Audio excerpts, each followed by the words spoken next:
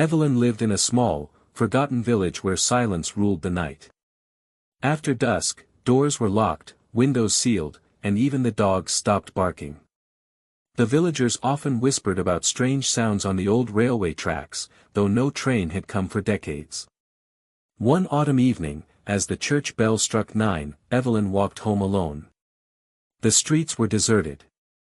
Suddenly, faint footsteps echoed behind her. She turned quickly, nothing. Just the empty road. Yet the footsteps continued, matching her pace, until she reached her house. On her door, nailed with a rusty pin, was a yellowed note. "Catch the last train." Her hands trembled. No one had used the word train in years. The station had been closed since her father was a child. That night, unable to sleep, Evelyn followed the dirt path leading to the abandoned station. The air grew colder with each step. The trees on either side leaned inward, as if trying to stop her from going further. Finally, the old station appeared, its roof broken, benches covered in moss. Evelyn hesitated. Then the ground began to shake. A deep, metallic rumble rolled across the tracks. Through the thick fog, a pair of glowing headlights cut the night. An ancient black train screeched to a halt before her.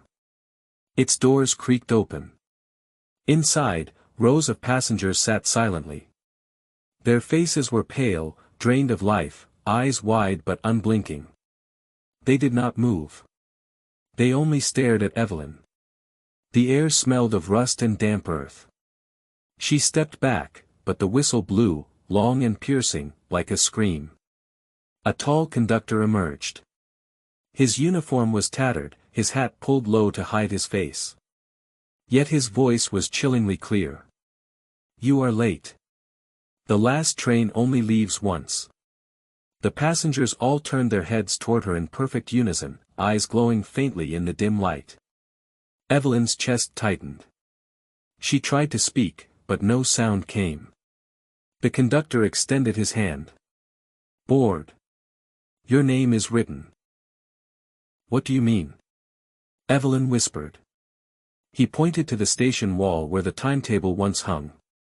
Carved into the rotting wood were names, hundreds of them. Some scratched deep, others fresh.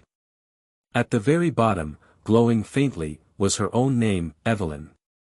The whistle screamed again. The train's wheels screeched, sparks flying.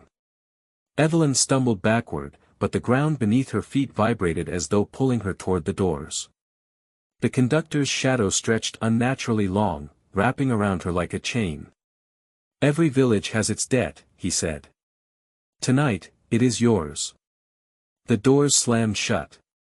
The train roared, vanishing into the mist as though it had never been there. When silence returned, Evelyn was gone. On the station wall, beneath her name, fresh words burned into the wood. "Next departure, midnight."